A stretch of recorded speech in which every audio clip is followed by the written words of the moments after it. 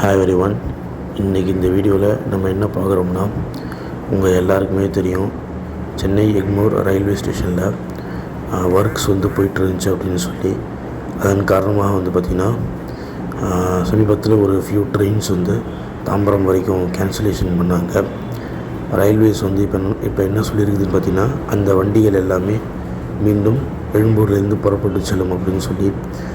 அது எந்தெந்த வண்டிகள்னு பார்த்திங்கன்னா, Uzhavan Express, Ananthapuri Express, Mangalore Express, Salem Express மற்றும் ராக்ஃபோர்ட் எக்ஸ்பிரஸ் ஆகிய வண்டிகள் பார்த்திங்கன்னா மீண்டும் சென்னை எக்மோர்லேருந்து புறப்பட்டு செல்கிறது.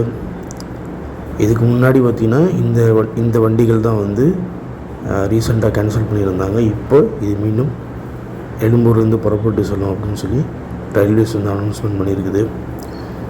மக்களுக்கு ரொம்ப பயனுள்ளதாக இருக்கும். மக்கள் பார்த்து ட்ராவல் பண்ணி பத்திரமா யூஸ் பண்ணுங்கள். நன்றி.